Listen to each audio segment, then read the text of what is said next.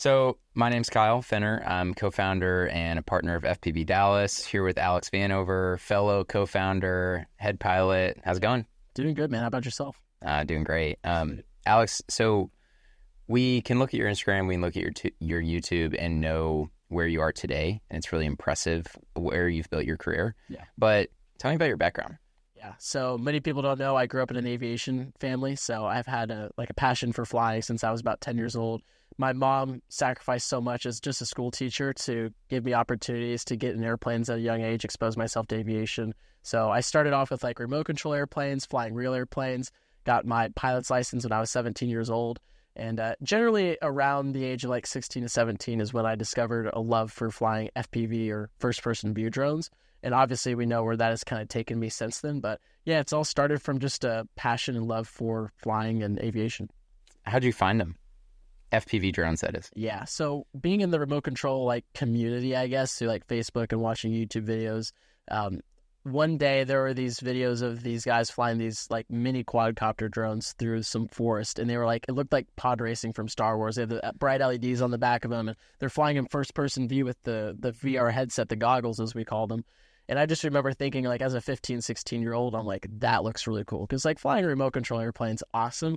But just the idea of being in a pod racing style machine was really cool. And then around that time, otherworldly, kind of it is. It's almost otherworldly. I mean, when you put the goggles on, you feel like you step out of yourself, and the drone is an expression or extension of yourself. And around that time as well, I saw DRL, which is the Drone Racing League, on TV. I was literally just scrolling through with my dad watching sports one afternoon, and DRL came up. And I just remember watching that and just being oh my gosh, this is a sport. And this is something that I could definitely be a part of.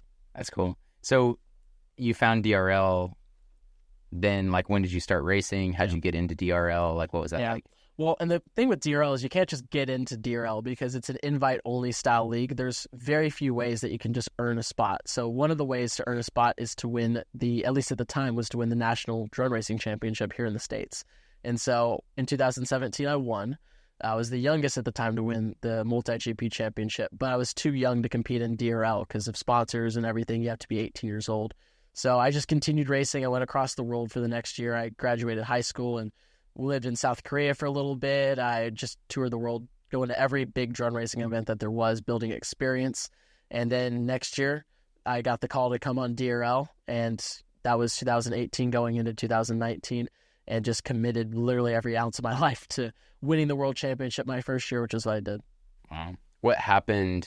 Well, let me ask you this. In that time, it's extremely unusual, that age, going across the world. Most people that age are worried about chemistry or something, and it's weird. So what was the weirdest part of that, or the most unique maybe experience that you have? Yeah, I feel just getting to experience all the different cultures at a young age, kind of by yourself as well. I had all these, the drone racing community is awesome because there's so many people who will take you in. You meet these strangers at these drone racing events, and they're why don't you come stay with me and my parents for a week in South Korea or in Turkey or in Germany or something like that. But everyone, shares the same passion. So everyone's very welcoming in this community. And so the opportunity to not just get to race in other countries and meet people, but I guess to experience the cultures was a really shocking experience as a 18-year-old who's only grown up in America and barely been out of the country. Yeah. It was one thing being in Europe where it's not that much different than the United States. People are different, culture's a little different, but it felt the same. But getting to spend time in places like Singapore and Korea and Indonesia, these places that it's you have this perception as an American, and then you get there and it completely changes. I thought that the cultures in especially the Asian countries were amazing. People are so respectful, so hospitable.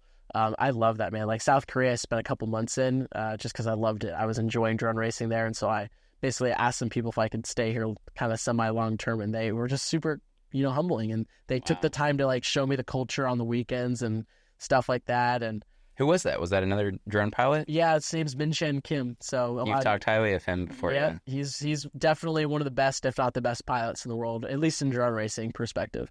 And him and his family took me in pretty much up to the point where I beat him in his home country. But no, Min-Chen and I, we're good friends. And yeah, him and his family, as well as a couple other Korean families, kind of traded, taking turns, taking me in. That was a really awesome experience. As an 18-year-old, I feel like that really helped mature me too, and just get appreciation for, what other countries are like and what the U.S. is like. Yeah. So after you actually won the 2019 DRL World Championship, then that's when you kind of got the jump into Hollywood. Yeah. So then it was a shift from drone racing to drone cinematography. Yeah. Tell me about that transition and the differences. Like, what'd you have to learn? Yeah, so as a drone racer, you learn to fly fast through gates consistently in order to win races, to win world championships. And so filming, the benefit of coming from racing is that your consistency and your ability to fly through a tight space or something, it's easy. When a director asks me, I need you to fly through this door, and you're not going very fast doing it, it just feels easy. But I think the big adjustment was the cinematography aspect, actually understanding what the director is looking for in the shot, because it's one thing to be told what to do, but when you get onto these, as I experienced, onto these like higher level shoots, oftentimes the DP or the director will give you more creative control with stuff to do. They'll give you a shot list, like we need the orbit around this car or something like that, but then they ask you to get creative. And so understanding things like composition, framing, timing as well, like all that was foreign to me because I just didn't know what all that meant. And you never had to with racing. Like it was with racing, complete the race as fast as possible. Yeah, going through the course as fast as possible. And I think actually you bring that up. Like the hardest thing for me when I worked on Ambulance, Michael Bay said this. He was like, you need to slow down. Because it wasn't that I wasn't necessarily getting the shot. It was that the movements were they were almost too precise and too sharp. Whereas if you think about it, on a movie, you're taking this drone shot and that I'm looking at through my goggles and you're blowing it up on a big screen for all these audience members to see. And so if you do these like really big sharp movements, it can be too disorientating. It actually can make people sick in a movie theater. So I think a big thing for me was on top of learning the cinematography, understanding, what shots look good, what shots don't look good, just slowing things down and learning to fly really smooth, really precise at the same time. It's fun, man. The transition is like, it helps my racing too, because I've continued racing since, working on movies like Ambulance. And I felt like coming into the races, I was really smooth and really calculated. So I feel like it actually gave me an advantage in competition as well. Yeah, that's cool. What was it like how old were you on Ambulance? I was 21. Wow. So 21, You're on this like big time movie set with a very well-known famous director, Michael Bay. Yep. Like, what was that like more from like a psychological perspective? It was intimidating. I don't get intimidated, I think, as you know me, like very easily with shoots. And even back then, being new in the film industry, I wasn't. You were still confident. Yeah, I wouldn't say it was like cockiness or arrogance. It was just confidence. As a drone racer who just won a world championship, the flying is not the challenge. It's, the working with directors, DPs, like learning the lingo on set is something that you can't really train. There's no book on it. You just kind of have to learn it. And so the most intimidating part was, I think I'd only worked 7 days on a union style set of any type up until Ambulance. So when I got the call for Ambulance, like you get on that set and people have worked their whole lives to work on a movie like that, camera people, grips, etc. And so you put yourself in my shoes. I'm a 21-year-old.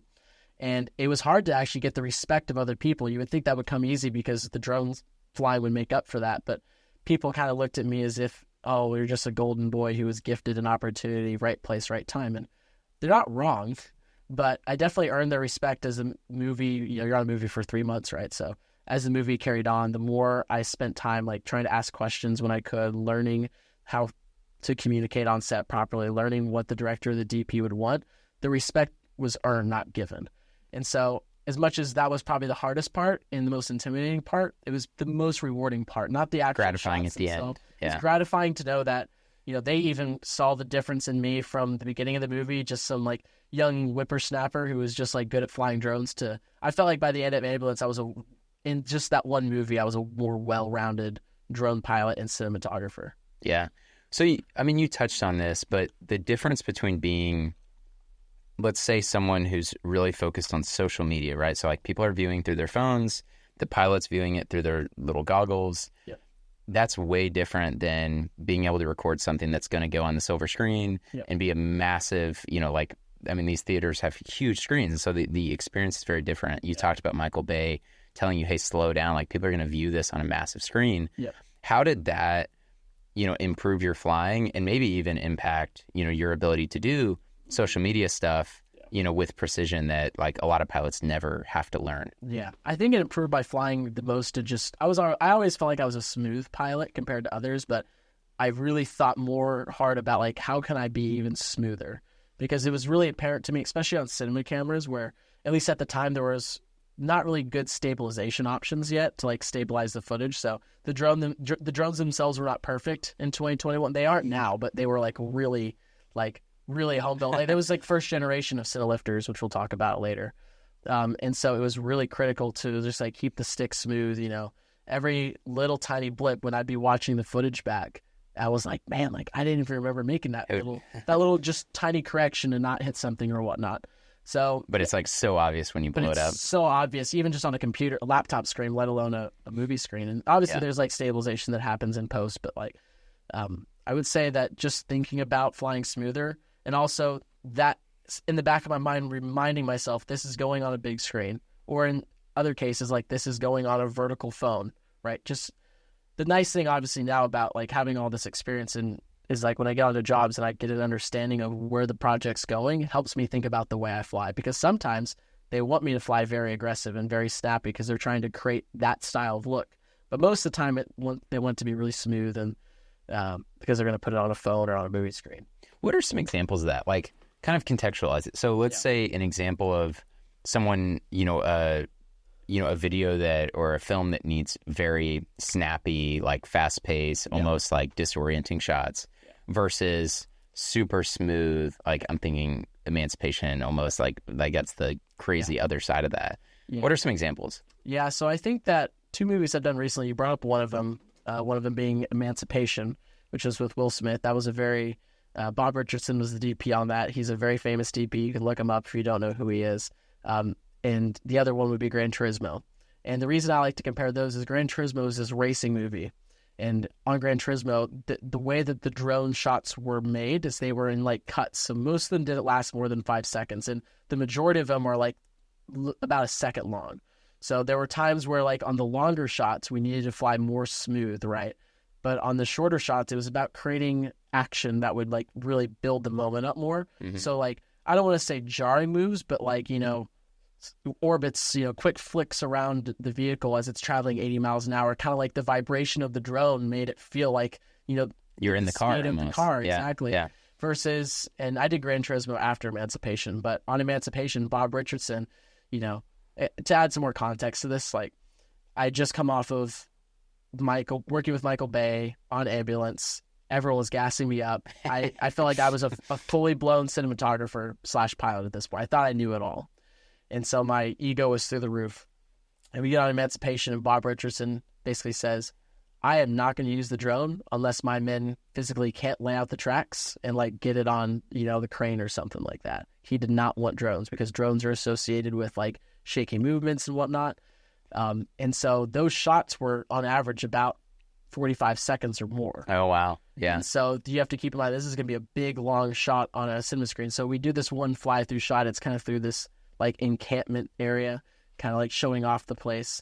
And I was keeping it like really smooth and level, like very, very minor banking. You have to bank the drone, which we'll talk more about later, which means the camera banks with it. And it's just ever so slightly.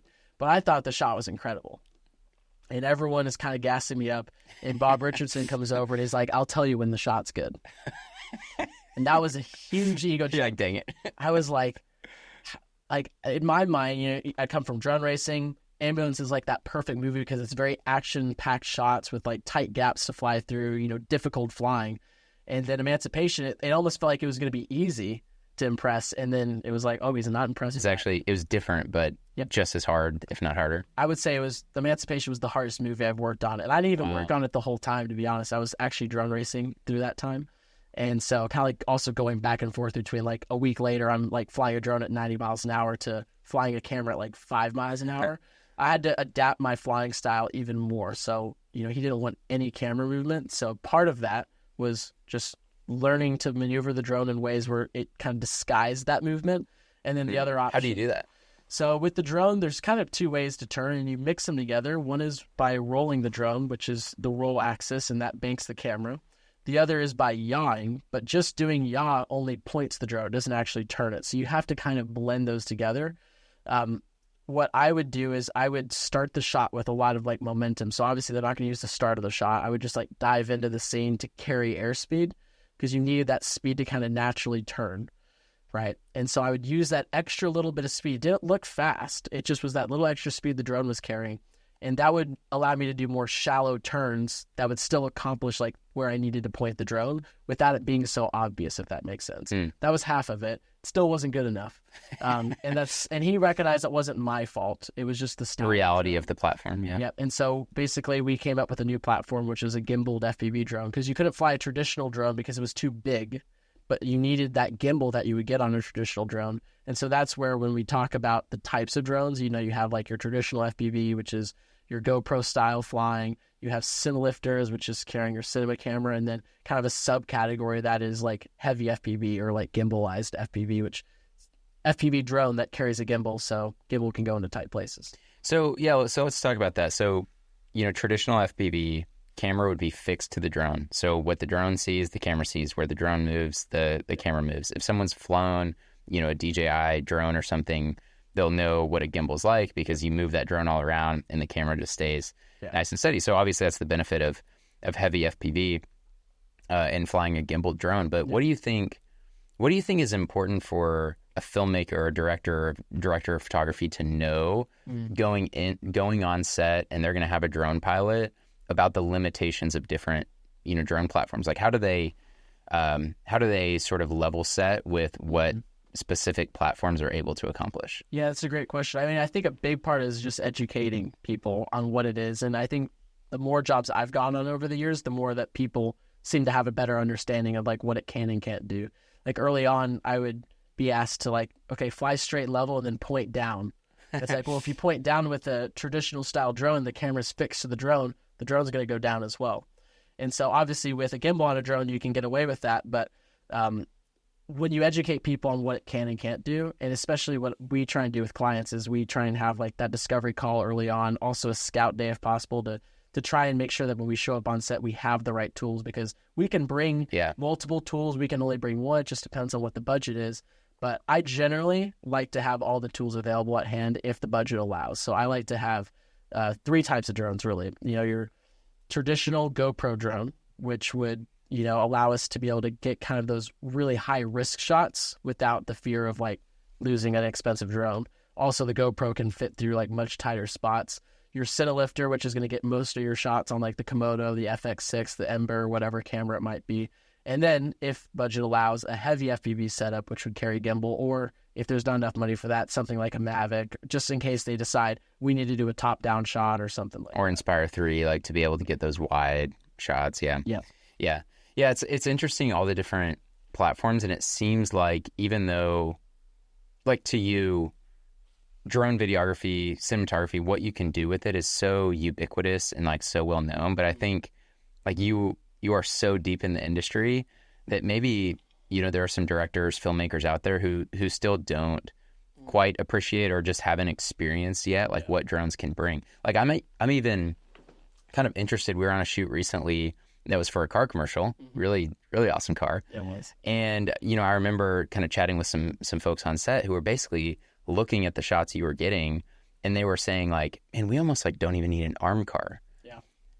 Which I thought was interesting. Of course, they had an arm car the day before, so they have a combination of those shots. But like, where do you think the industry's going as talented FPV pilots continue to push boundaries for what shots they can get? Right. Well, I have a lot of people in the arm car industry who I consider friends of mine, so I'll say that I don't think I truly don't think that drone is going to put arm car out of business. Like, listen, there are situations. Definitely seems like different use cases for those two. Yeah, an arm car right now too is just a little more capable of carrying like heavier cameras, and also there's just certain situations where it's way less risk to put an arm car there than there is a drone. And I think it's nice to work on set with an arm car. Like Pursuit's one of the big arm car companies that I've worked on like every big movie with, and those are awesome guys. They're the most talented people in the industry. But there's certainly limitations of that where the drone, like to your point, can just do so much. And I love working with new directors because they have an idea of, they see these drone shots online. They think this is going to be an awesome addition to my commercial. And then the goal for us especially is to go in there and just blow them away. Like show them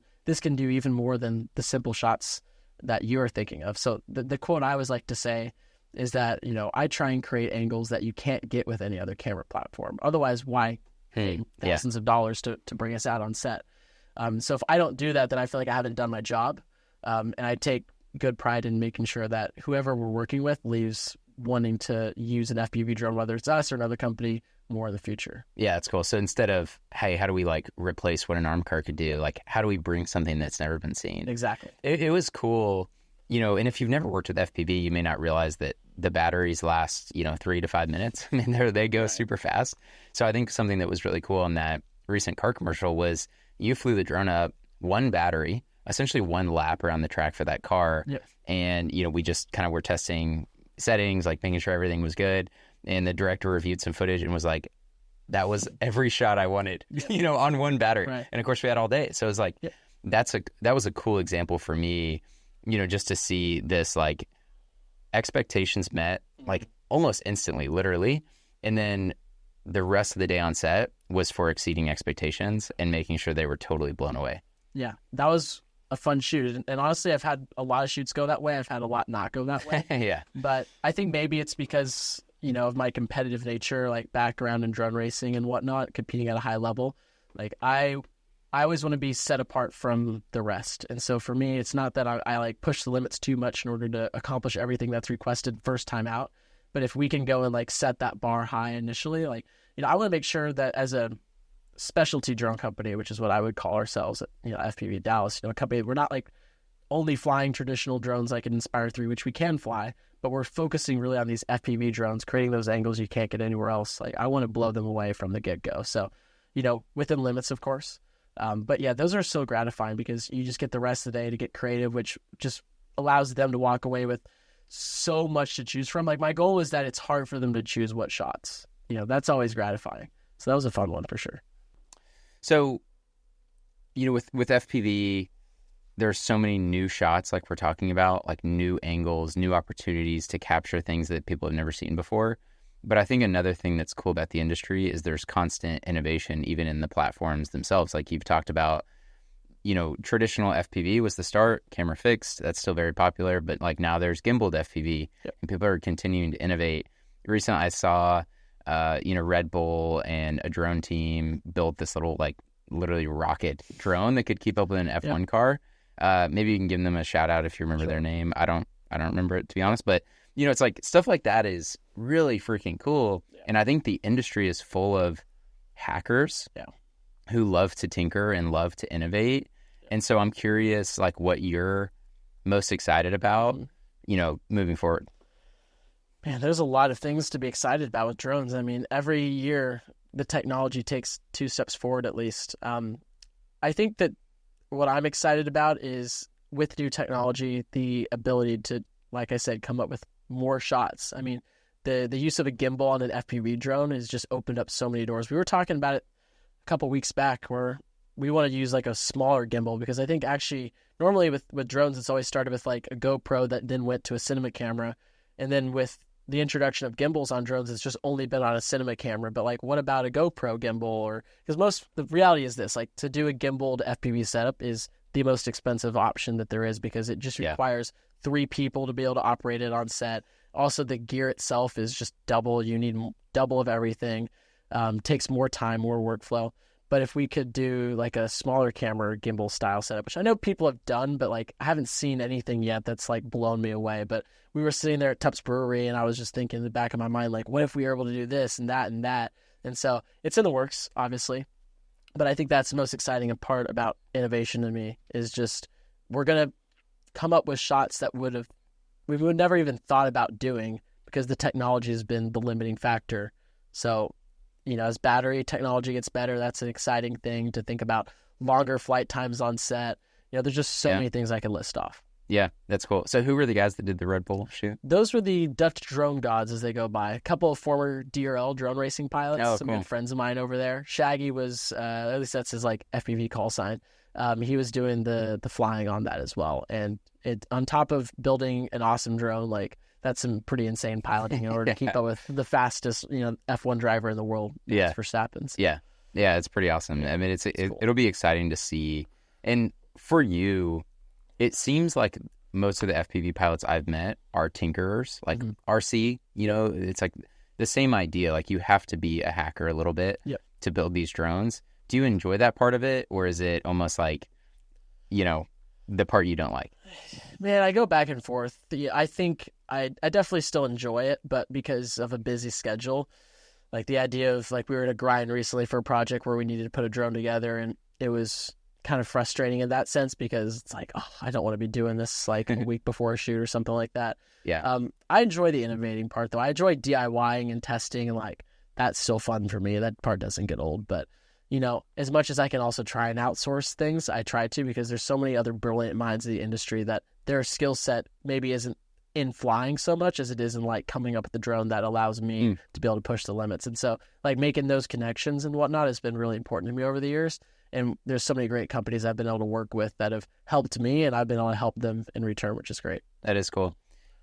I love the community aspect of this industry. The shoot that you're mentioning, we're tinkering with this drone, and big shout out to Jonathan Smith. The guy was amazing in terms of helping us out and just being great. Johnny B. Rockin', I believe is his tag on Instagram. But, in terms of like what a client can expect and the different types of clients that can actually utilize drone cinematography, maybe more specifically FPV, maybe let's chat about that a little bit, because we've done some stuff for, businesses showcasing their physical spaces. You mentioned Tubbs Brewery, which is a client, and, they've got a big 4-acre space that has a production facility, beer garden, a tap room, restaurant, right? So like being able to use a fast moving drone to show off everything that they have to offer brings a really unique perspective.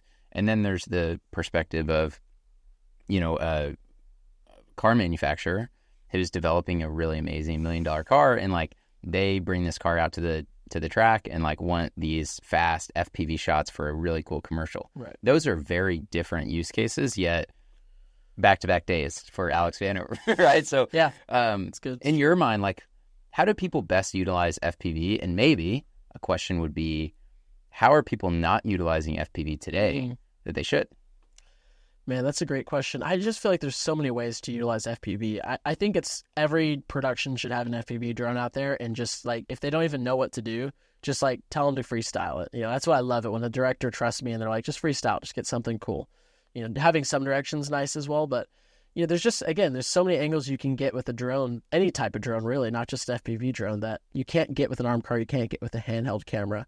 And so, those FPV shots especially create those moments and whatnot that you can fill in, whether it's creating energy or creating something dramatic or whatever it might be. I feel like that's an area where I feel like it's not being utilized super well. I mean, sometimes that's when I get hired to come on set, director wants something that is very basic, like a straight and level shot with an FPV drone. And I can do that for them. Like, there's no problem in most circumstances, but those are the ones where I kind of like pinch myself a little bit, because it's like, I'm on this epic commercial, but I feel like my hands are tied behind my back. And so those are ones that, everything is work at the end of the day, but I love what I do, and so do you. And so the more opportunities we can get to like get involved with the pre-production, talking with the DP, the director ahead of time, kind of putting that bug in their ear of like, this is what we can do, showing them our reel, things like that, getting them the understanding of the different types of drones, then like that's going to allow them to better utilize what we do on set versus even just us, like I said, showing up. Like, that's great, but the more discovery we do, the more pre-production we do, the better. Yeah. And the more we can actually produce the outcome that we want, which is blowing their mind and exceeding expectations. Yeah. Because there's really, like you said, I mean, this is work, this is our job, but it's like, I feel so lucky. Yeah. It's not even fair. I mean, it's so cool to be able to be on set and see someone's eyes light up because they're blown away by what's happening, to a camera strapped to a drone, like flying around, like whatever it is, whether it be a little GoPro strapped to a drone or, a Komodo flying around a track. Like, it doesn't matter. There's a cool factor here that really impacts people and just makes it like a lot of fun. So what do you think people need to know, like if they're interested in hiring FPV Dallas or another drone crew, to come out and film, whether it be for a location, on a commercial set, on a movie? What are the questions people need to be asking? Yeah, well, that's a great question. I think question-wise, you need to, as a client or a director or producer who's reaching out, you need to know what you want, and that's okay if you don't understand the different types of drones. I feel like you just need to make sure that you get educated on it. Whatever company you go to, whatever individual you might go to, ask them to educate you on the different types of drones, because what you don't want is to them to show up on set and it's not what you expected, whether that's they show up with an Inspire 3 and you thought it was an FPV drone, or vice versa. So ask those questions like, what can your drones do? What can they not do? So that way you have an understanding of, okay, well, these are the shots that I believe are achievable. Like, ask those questions like, can you do this? Describe the shot to them. When people ask me that, it always ends up being a better time on set for everyone. Faster workflow, just like better shots in general. And then if possible, as a director or a DP, like reaching out to a drone pilot, see if you can schedule a scout day with them ahead of the shoot. You don't have to necessarily have them come on set with, like, if it's a car and like fly. They're just like, especially in like downtown situations or urban environments, with like these restaurants, these fly-throughs that we've been doing, I like to go ahead of time because I want to get an idea of what I'm going to be doing, walk it through with them. That way I can prepare the drones adequately, make sure that I don't show up, caught off guard, unprepared. So as long as you do that, I think that's the most important thing. And then beyond that, you just got to look at their reel and judge if you feel like they're a good enough pilot for you. I'm biased, and I think that, you should go with a drone racing pilot's background, because with a drone racer, you're going to get guaranteed precision. So yeah, maybe like with some other drone pilots, I wouldn't say myself, but others, like maybe you don't get the same level of smoothness, but at least if they have like some type of long-term background in drone flying, especially through racing, you're going to be able to ask them to do something. They'll be able to do it. They'll be able to do it. Yeah. And so I think that's important. I think obviously that's why I feel like FPV Dallas is special, because we have that perfect background of both drone racing background, but I have such a high level of cinematography experience, and so do you, that we're able to like fully be that complete package that is affordable as well, or not just like totally outrageous. Yeah. Yeah. And our hope is, it's like it goes beyond the actual flying, the actual cinematography. Like we believe that the experience of working with us starts the moment, like actually before you ever reach out, to long after. And like all of those in-between moments matter so much in creating an amazing experience for our clients. So yeah, I think you're spot on with that. Maybe to sort of wrap up, unless you have some thoughts or questions you want to talk about, I'm curious if you can share maybe 1, 2 of your proudest moments as a drone pilot, whether it be a specific shot or like whatever comes to mind. Yeah.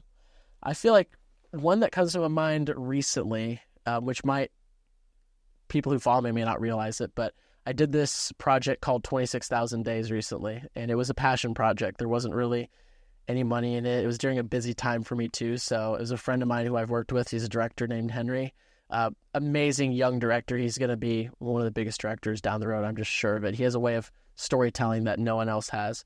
And we were flying with this guy named Eric Tucker, and it was air-to-air, drone-to-airplane style shots. But not just like chasing an airplane, but chasing an airplane that's got its engine turned off, doing aerobatics. We had to get waivers to fly at, higher altitudes above 400 feet. There's like a lot of work that went in for a passion project, which can be very not motivating. It's hard to find motivation to do that when you're like, okay, I'm not getting paid for this. But I think the most gratifying moment of all that is we're out here in the middle of nowhere, California, and it's sunset, and everything just came together after a long day of like errors and problems happening. And there's this moment where he turns the engine off, and I'm just right there. It's the exact shot that we needed for this, short film.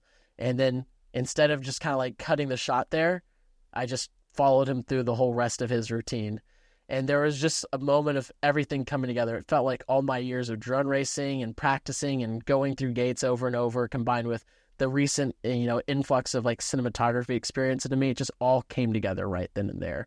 And that was extremely rewarding because, it felt like we'd accomplished something that truly was going to change the way people view cinematography in general, not just FPV drones, but the way they think about creating and telling stories. And so obviously the feedback from 26,000 Days has been amazing. It just won some award as well. And it's, I think, going to continue to win awards. And working with guys like Henry on those projects as well, that's probably the most fun I have doing this now. Initially it wasn't, because I was just like, I just want to get paid. But those are the projects that are rewarding, where we can help. Like he wanted to tell a story, and the drone was a way to help tell that. Yeah. Like I can't think of anything more rewarding than That's when cool. my skill set helps tell a story that he couldn't have been able to tell without it. Yeah. It's cool. It's powerful. Yeah. It's awesome, man. I think that's a great way to wrap. You know, if you're listening to this, you probably see right in front of you some easy way to get in touch, but you know, you can reach out to Fly at fpvdallas.com. We'd love to hear about your project, business, whatever it is, and see how we can help. Any closing thoughts? Yeah, I mean, just to go beyond that, we love making those connections. I feel like apart from every other drone service company, one thing we really pride ourselves on is that connection with the client and to making sure that they have a great experience. It doesn't feel like we're just getting paid to do a job kind of in and out. But really, like you said, it starts from that discovery call or that first email, right? We want that to feel like, you know, a very like family-like interaction. And so I definitely hope that people listen to this and choose to work with us. And, you know, hopefully your experience working with us is like the experiences that we were talking about here today. It's awesome. Cool. All right, man. Good stuff. Thanks, Kyle.